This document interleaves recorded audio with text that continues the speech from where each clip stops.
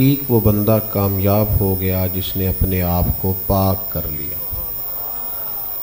ایک لفظ عام ہمارے ہاں بولا جاتا ہے، اس کو تزکیہ کہتے ہیں۔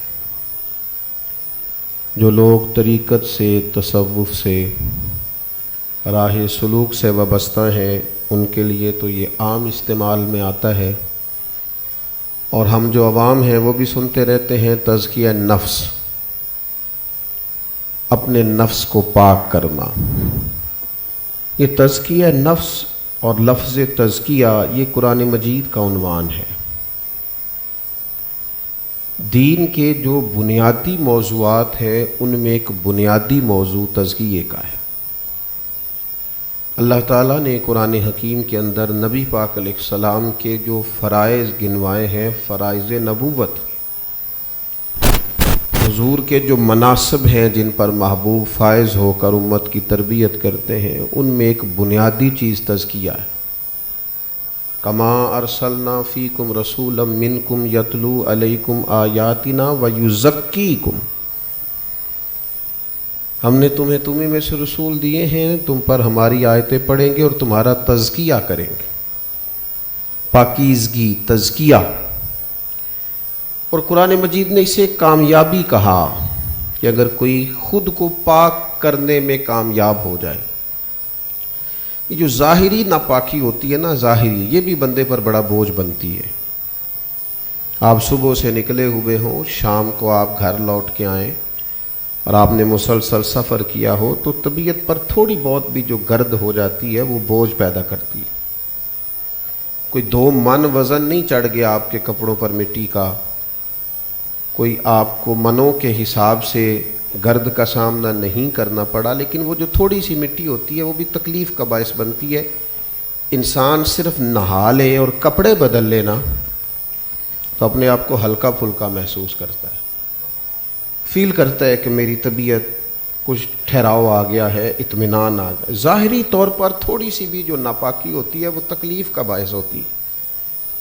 یعنی آپ کو کسی شخص نے کہہ دیا کہ یہ ایک بال لگ گیا ہے آپ کے چہرے پر، یا مٹی تھوڑی سی لگ گئی ہے، تو چین نہیں آتا جب تک بندہ صفائی نہ کر لے۔ بار بار انسان آئینے کو دیکھتا ہے، کئی دفعے وہ اٹھ کے اس جگہ کو صاف کرتا ہے، کیونکہ تھوڑی سی بھی ناپاکی، آپ میری بات کو سمجھ رہے ہیں، یہ تکلیف کا باعث ہوتی ہے، یہ پریشان کرتی ہے بندے کو۔ یعنی ہلکا سا کیچڑ لگ گیا ہے آپ کے کپڑوں کو تو کوئی ایسا مسئلہ نہیں ہے، کسی کی نظر بھی نہیں پڑی تو گھنٹے کے بعد نہیں آپ صاف کرنے اٹھیں گے، فوراً اٹھیں گے۔ اور کئی دفعہ شوربے کا، سالن کا قطرہ ویسے بھی گر جاتا ہے، لیکن لوگ کھانا چھوڑ کے اٹھتے ہیں پہلے اسے صاف کرتے ہیں، کیونکہ وہ چبھتا ہے، طبیعت پر بوجھ بنتا ہے۔ وہ کپڑا دھل جائے، صاف ہو جائے، طبیعت ٹھیک ہو جاتی ہے۔ جب آپ اس بات کو سمجھ گئے کہ ظاہری طور پر تھوڑی سی بھی ناپاکی بوجھ بنتی ہے، تو اگر باطن میں بندے کے ناپاکی ہو نا،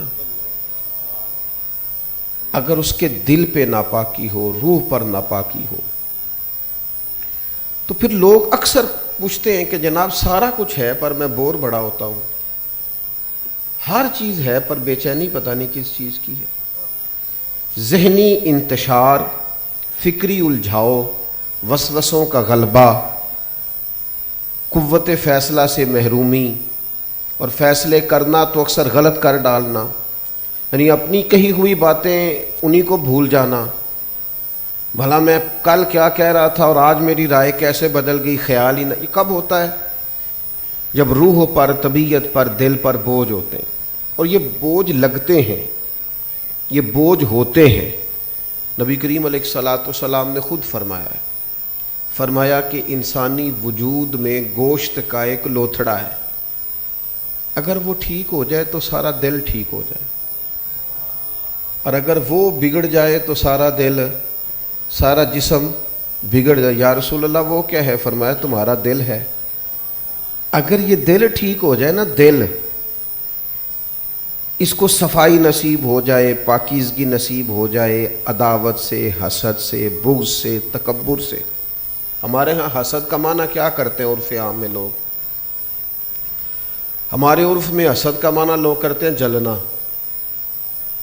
فلانا حسد کرتا ہے مجھ سے. آپ کی توجہ ہے میری بات پر؟ جو بندہ جل رہا ہو وہ سکون میں ہو سکتا ہے؟ مانتا ویسے کوئی بھی نہیں کہ میں کسی سے جلتا ہوں، یہ کوئی بندہ بھی ماننے کو تیار ہے. آپ بھی نہ مانیے گا، میرا مشورہ ہے، الا ماشاء اللہ، کیونکہ مزاج نہیں ہے نا ہمارا. یعنی سارے لوگ کہہ رہے ہیں دنیا حسد کر رہی ہے، یہ کوئی مانتا ہے کہ میں کرتا ہوں؟ سارے لوگ کہتے ہیں آج کل دعوت بڑی عام ہے دلوں میں، کبھی آپ نے کوئی بندہ مانتے ہوئے دیکھا ہے جو کہے میرے دل میں ہے؟ بہت سارے لوگ کہتے ہیں دنیا میں تکبر عام ہو گیا، لیکن آپ کو متکبر ملا کبھی کوئی جو کہتا ہو میں ہوں؟ مزاج نہیں، بیماری کو بیماری ماننے کو تیار ہے. تو جو بندہ بیماری کو بیماری نہیں مانتا وہ ڈاکٹر کے پاس کیا لینے جائے گا جی؟ وہ جاتا ہی نہیں. جب تک وہ مانتا نہیں میں بیمار ہوں، وہ ڈاکٹر کے پاس آپ زور لگاتے رہیں بھائی چلو، وہ کہتا ہے میں ٹھیک ہوں، میں نہیں جاتا. لیکن جب وہ خود مان جاتا ہے نا میں بیمار ہوں، پھر سارے کام چھوڑ کے پہلے ڈاکٹر کے پاس جاتا ہے. ہمارے دلوں میں، مزاجوں میں یہ جو گھٹن آ گئی ہے، یہ جو ہم یعنی کچھ بھی نہیں کسی نے کہا، اس نے کوئی گالی نہیں دی، کوئی برا نہیں کہا، صرف جو میری مرضی تھی میری مرضی کے خلاف کر دیا، بجھ جاتے ہم کچھ سمجھ بیٹھے ہیں اپنے آپ کو. طبیعتوں میں گھٹن ہے. اللہ کا قرآن کہتا ہے اگر تو اپنے آپ کو پاک کرنے میں کامیاب ہو گیا، اگر تو اپنے آپ کو پاک کرنے میں، تو پھر تو کامیاب ہے. اصل کامیابی یہ ہے کہ تو اپنے آپ پر توجہ دے. اپنے پاک ہوئے تے پاک ہی ملدا ہی، تے بنا پاکوں پاک نہیں ملدا. یہ سارے جسم دے دھون دے نالوں ایکو ٹکڑا دھو لے دل دا. دل پر توجہ، دل پر. اقبال کہنے لگے کہ دل بیدار پیدا کر کہ دل خوابیدہ ہے جب تک، نہ تیری ضرب ہے کاری نہ میری ضرب ہے کاری. اور ایک دن اقبال نے ایک بندے کو مشورہ دیا تھا، انہوں نے کہا تھا کہ یہ دل بینا بھی کر خدا سے طلب، دعا مانگ اللہ تجھے دیکھنے والا دل عطا کرے. تو ظاہر ہے وہ بندہ کہہ سکتا تھا کہ میری بیٹا میری طرف دیکھو، میری بات سنیں آپ، چھوڑ دیں اسے. بندہ کہہ سکتا میں تو دیکھ رہا ہوں. کہا دل بینا بھی کر خدا سے طلب، دل بینا بھی کر خدا سے طلب.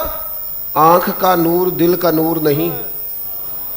تیری آنکھ کے نور سے دل کا نور ممکن نہیں ہو سکتا. دل نور والا بنا. دل، اپنے دل پر تھوڑی توجہ کی جائے اور اس کو تھوڑا سا پاک کیا جائے.